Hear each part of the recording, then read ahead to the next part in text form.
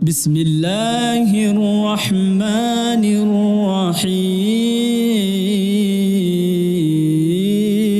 الرحيم قد أفلح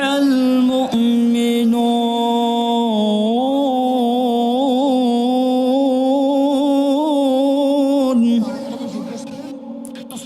الذين هم في صلاتهم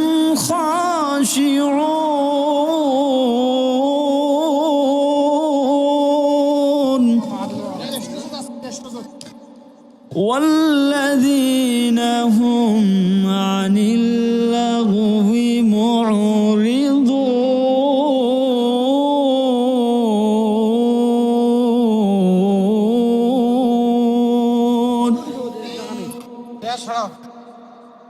والذين هم للزكاة فاعلون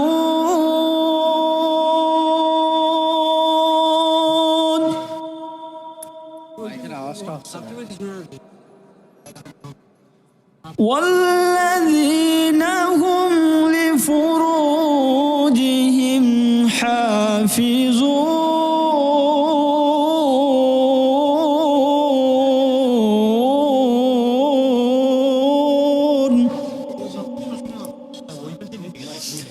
إلا على أزواجهم أو ما ملكت أيمانهم فإنهم غير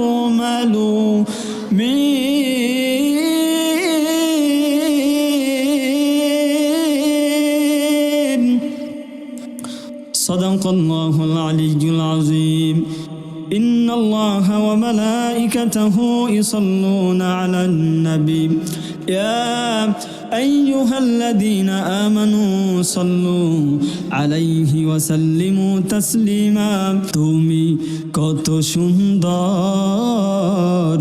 কি করে বোঝাই কোনো ভাষা পাই না খুঁজে তোমার তুলনা তুমি নিজে তোমার তুলনা তুমি নিজে তুমি কত সুন্দর কি করে বোঝাই কোনো ভাষা পাই না খুঁজে তোমার তুলনা তুমি নিজে আল্লাহর রাসূল সাল্লাল্লাহু আলাইহি সাল্লামের সাহাবায়ে কেরাম যখন তাওহীদের স্বীকৃতি দিলেন আল্লাহর প্রতি ঈমান আনলেন রাসূলুল্লাহ সাল্লাল্লাহু আলাইহি সাল্লামের প্রতি ঈমান আনলেন কাফের বেঈমানরা তখন সাহাবায়ে কেরামকে উপহাস করতে লাগলো তোমরা কেমন কালমা গ্রহণ করলা কেমন ইসলাম গ্রহণ করলা যে তোমাদের টাকা নাই পয়সা নাই তোমাদের অর্থ আভিজাত্যের পাহাড় তোমরা রচনা করতে পারো নাই সমাজের মধ্যে তোমাদের তেমন কোনো প্রভাব নাই তোমরা তেমন কোনো নেতা হতে পারো নাই এরকম করে নানাভাবে মুসলমানদেরকে কাফের বেঈমানরা উপহাস করতেছে আল্লাহ পাক রব্বুল আলামিন এই সূরাটি নাজিল করে জানিয়ে দিলেন দুনিয়ার টাকা পয়সা অর্থ আভিজাত্যের পাহাড় রচনা করা মুমিনের জন্য এগুলো সফলতা নয় বরং একজন প্রকৃত মুমিন সফলকাম মুমিনের কিছু গুণ আল্লাহ পাক রব্বুল আলামিন এই সূরার মধ্যে দান করেছেন এবং কাফেরদেরকে জবাব দিয়ে দিলেন তোমরা যারা টাকা পয়সা বিভিন্ন পদের বড়াই করতেছ এগুলো বাড়ি গাড়ির অহংকার করতেছ এগুলো কোনো অহংকার নয় বরং সফলকাম ব্যক্তি ওই ব্যক্তি যারা ঈমানের মতো মহামূল্যবান সম্পদকে গ্রহণ করেছে قد أفلح المؤمنون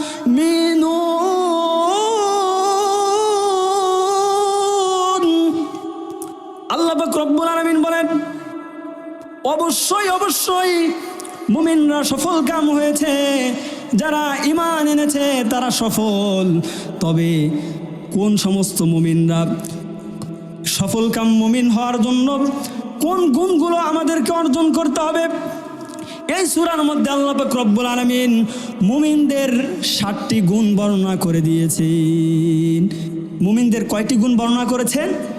যে সফল কাম মুমিন হওয়ার জন্য এই গুণগুলো থাকতে হবে। আজকে টাকা পয়সা বাড়ি গাড়ি হলে আমরা অহংকারে বাঁচি না, যে আমরা মনে করি সমাজের মধ্যে যার একটা বাড়ি আছে, যার গাড়ি আছে, টাকা পয়সা বেশি, ওই ব্যক্তি সফল। ঠিক কিনা কথা বলেন? আমরা তাকে সফল মনে করি, কিন্তু আল্লাহ বলছেন না, فَمَنْ زُحْزِحَ عَنِ النَّارِ وَأُدْخِلَ الْجَنَّةَ فَقَدْ فَازَ। যে ব্যক্তিকে জাহান্নামের আগুন থেকে মুক্তি দেওয়া হয়েছে এবং জান্নাতের মধ্যে প্রবেশ করানো হয়েছে, একমাত্র কেবল ওই ব্যক্তি সফল। সুতরাং টাকা পয়সা বাড়ি গাড়ি এগুলো পেলে আমরা নিজেদেরকে সফল মনে করব না। যদি ইমানের মতো মহামূল্যবান সম্পদ আপনার ভিতরে না থাকে, তাহলে আপনি সফল হতে পারেন নাই। এখন আল্লাহ পাক রব্বুল আলামিন মুমিনদের 7টি গুণের কথা বললেন। 1 নম্বর গুণ হচ্ছে আল্লাযীনা হুম ফি সালাতিহিম খাশিউন। আল্লাহ পাক রব্বুল আলামিন বলেন সফলকাম মুমিন তারা যারা নিজেদের নামাজের মধ্যে বিনয়ী, বলেন সুবহানাল্লাহ। নামাজ এমনভাবে আদায় করে বিনয়ের সহিত, বিনম্রভাবে আল্লাহর সামনে তারা দাঁড়িয়ে যায়। যারা খুজুর সহিত নামাজ আদায় করে, এটা মুমিনদের 1 নম্বর গুণ। এটা মুমিনদের কয় নম্বর গুণ? একটু আওয়াজ করে বলেন, মুমিনদের কয় নম্বর গুণ? 1 নম্বর। আচ্ছা, আমরা যখন নামাজে দাঁড়াই তখন আল্লাহর সামনে কি দাঁড়ালে ভদ্রতার সহিত, খুজুর সহিত, আদবের সহিত দাঁড়ানো দরকার কিনা কথা বলেন? দুনিয়ার কোনো বাদশার সামনে যদি আমরা দাঁড়াই, তাহলে নিজেকে অনেক স্ট্রংভাবে আমরা দাঁড়িয়ে যাই, সেখানে আদবের দিকে লক্ষ্য রাখি। সমস্ত বাদশার মহাবাদশা যিনি, সমস্ত রাজা মহাধিরাজ যিনি আল্লাহ পাক রব্বুল আলামিন, তার সামনে যখন আমরা নামাজে দাঁড়াবো তখন সব থেকে আদবের সহিত দাঁড়ানো দরকার। আল্লাহ পাক রব্বুল আলামিন বলেন হাফিজু আলাস সালাওয়াতি ওয়াস সালাতিল উসতা ওয়া কুমু লিল্লাহি কানিতিন। তোমরা নামাজের ক্ষেত্রে দায়িত্বশীল হও, নামাজকে যত্ন সহকারে আদায় করো এবং তোমাদের রবের সামনে যখন দাঁড়াবা যেমন তেমন ভাবে দাঁড়ানো যাবে না। রবের সামনে যখন দাঁড়াবা ওয়াকুমু লিল্লাহি কানিতিন, খুবই বিনয় বিনম্রভাবে খুজুর সহিত তোমরা নামাজ আদায় করতে তোমাদের রবের সামনে দাঁড়িয়ে যাও। এখন আমরা যে দাঁড়াই নামাজে, আমরা দাঁড়ানোর পরে এদিক দিয়ে জানলা খোলা কিনা, সামনে কি লেখা, এগুলো আমরা ফলো করি কি না কথা বলেন? আবার দেখা যায় একটু মশামাছি শরীরের মধ্যে বললে একবার এই গাল চুলকায়, একবার এই গাল চুলকায়, এমন করি না? তাহলে এগুলো কি নামাজের খুজু আমাদের আদবের খেলাপ কি হয় কি না কথা বলেন? আপনি যখন নামাজে দাঁড়িয়ে যাবেন তখন আপনাকে চিন্তা করতে হবে, পৃথিবীর কোনো রাজা বাদশা নয়, আপনি দাঁড়িয়ে গেলেন আমাদের রব আল্লাহ পাক রব্বুল আলামিনের সামনে। যদিও আপনি দেখছেন আপনার সামনে একটা ফ্লোর, আপনার সামনে একটা ওয়াল, আসলে নয়, আপনি ফ্লোরের মধ্যে সিজদা দিচ্ছেন না, বরং আপনি সিজদা দিচ্ছেন মহান রবের কুদরতি পায়ে। ফাওয়াল্লি ওয়াজহাকা শাতরাল মাসজিদিল হারাম। আল্লাহ পাক রব্বুল আলামিন বলেন আপনি আপনার চেহারাকে মসজিদে হারামের দিকে ঘুরান ফিরান, অর্থাৎ কাবা কার ঘর কথা বলেন? কাবা আল্লাহর ঘর। আমরা কাবার দিকে, মসজিদে হারামের দিকে ফিরে নামাজ আদায় করি, বরং কাবা আল্লাহর ঘর, আমরা ওই দিকে ফিরছি না, বরং আমরা আমাদের রবকে সামনে নিয়ে, রবকে সামনে রেখে আল্লাহ পাক রব্বুল আলামিনকে সিজদা দিচ্ছি। আমরা আমাদের রবকে সিজদা দিচ্ছি। আমাদের সামনে কে? আমাদের রব। নামাজটা আদায় করতে হবে খুবই ভীত সন্তুষ্ট অবস্থায়, যে হতে পারে এটাই আমার জীবনের শেষ নামাজ। এমনভাবে নামাজ আদায় করতে হবে, আমার মনে মনে এমন থাকতে হবে যে এই নামাজ আমার জীবনের শেষ নামাজ। আপনি যখন মনে মনে এমন ভাববেন যে এই নামাজ আমার জীবনের শেষ নামাজ, তখন আপনার নামাজটা আগের থেকে সুন্দর হবে কিনা কথা বলেন? নামাজটা অনেক গুরুত্বের সহিত আদায় করা দরকার। একজন সাহাবী মসজিদের মধ্যে নামাজ আদায় করতেছিলেন, নামাজের পরে রাসূলুল্লাহকে সালাম জানালেন। আল্লাহর রাসূল সাল্লাল্লাহু আলাইহি ওয়াসাল্লাম বলল ওই সাহাবীকে যে তুমি যেই নামাজ আদায় করেছো, ফাসাল্লি ফাইন্নাকা লাম তুসাল্লি, তুমি যেই নামাজ আদায় করেছো তোমার নামাজ হয় নাই। আমি রাসূলুল্লাহ যেভাবে নামাজ শিখিয়েছি ওইভাবে তোমার নামাজ হয় নাই, তুমি আবার যাও, আবার নামাজ আদায় করো। একবার নয়, দুইবার নয়, তিনবার নামাজ আদায় করার পরে আবারও এমন জবাব রাসূলুল্লাহ তাকে দিলেন। তখন ওই সাহাবী বললেন, ইয়া রাসূলুল্লাহ, আমি তো এর থেকে আর ভালো নামাজ আদায় করতে পারি না। কেঁদে কেঁদে চোখের পানি ছেড়ে দিয়ে বললেন, ইয়া রাসূলুল্লাহ, আপনি আমাকে সঠিকভাবে নামাজ শিক্ষা দিন। রাসূলুল্লাহ সাল্লাল্লাহু আলাইহি সাল্লাম তার সাহাবায়ে কেরামকে নামাজ শিক্ষা দিয়েছেন। সল্লু কামা রাআইতুমুনি উসাল্লি। ওগো আমার প্রিয় সাহাবায়ে কেরাম, তোমরা নিজেদের মন গড়া নামাজ পড়ো না, বরং আমি রাসূলুল্লাহ যেভাবে তোমাদেরকে নামাজ শিক্ষা দিয়েছি ওইভাবেই তোমরা নামাজ আদায় করো। আল্লাহ পাক রব্বুল আলামিন কোরআনুল কারীমের মধ্যে ইরশাদ করেন, সূরা বাকারা খুললেই আপনি শুরুতেই পেয়ে যাবেন, যালিকাল কিতাবু লা রাইবা ফীহি হুদাল লিল মুত্তাকিন। আল্লাহু আকবার। আল্লাহ পাক রব্বুল আলামিন বলেন, এই কিতাব এমন কিতাব যার মধ্যে কোনো সন্দেহ নাই, যার মধ্যে কোনো সংশয় নাই।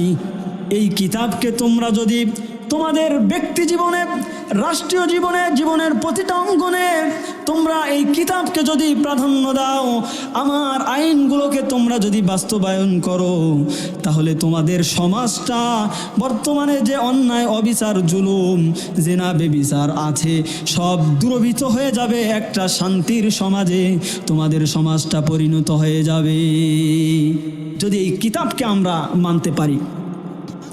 এই কিতাবকে আল্লাহ পাক রব্বুল আলামিন কেন নাজিল করলেন আমরা কোরআন থেকেই জেনে নেই।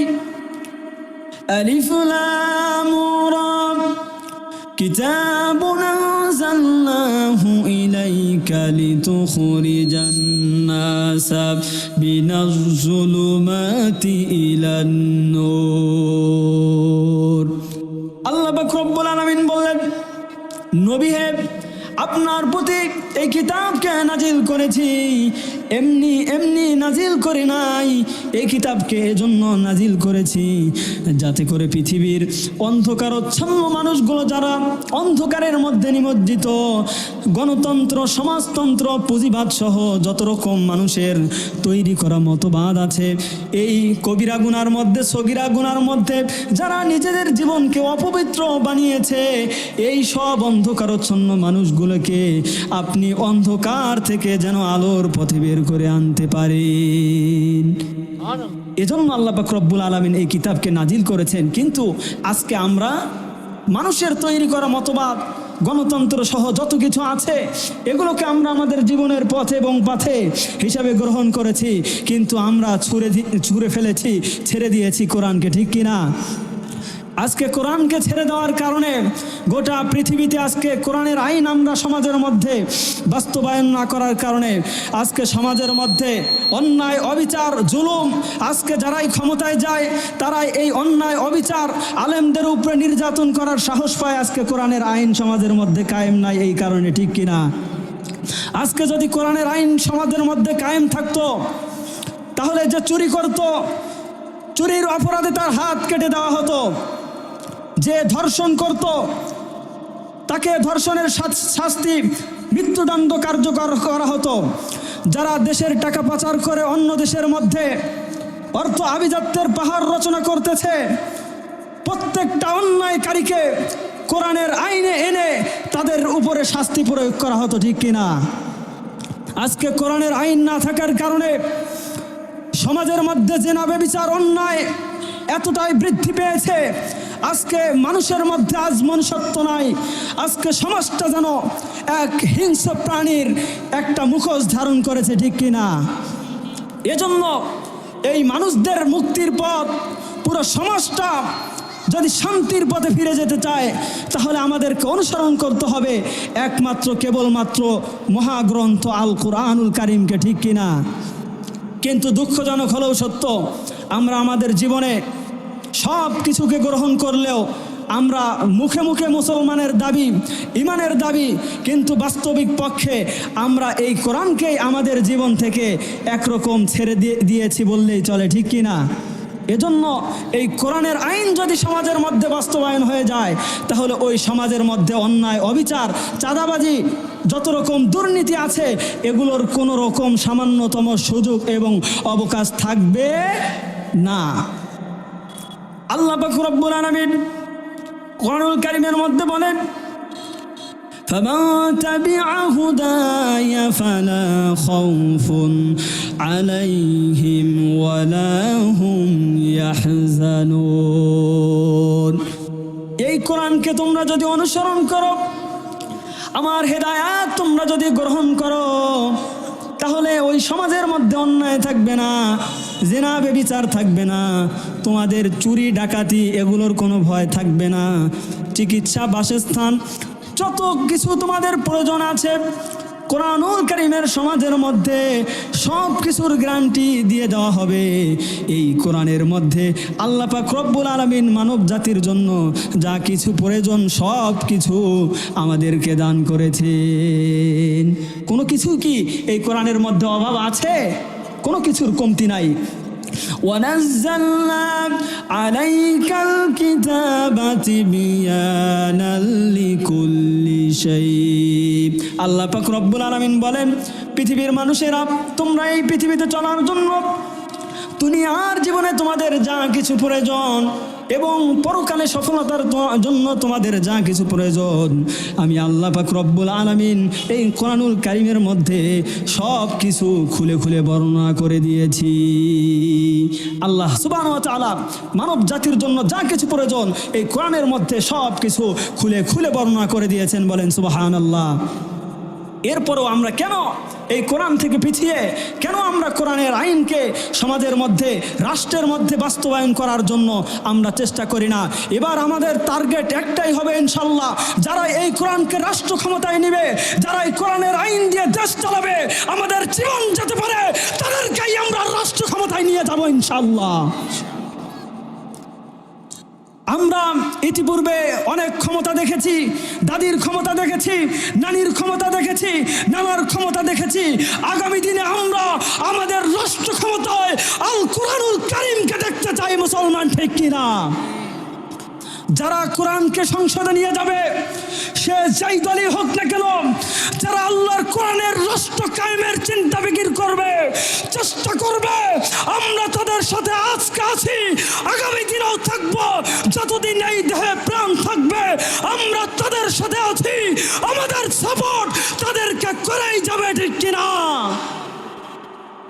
কোরআনের রাষ্ট্র আমরা আগামী দিনে দেখতে চাই। সকলে বলুন আমিন।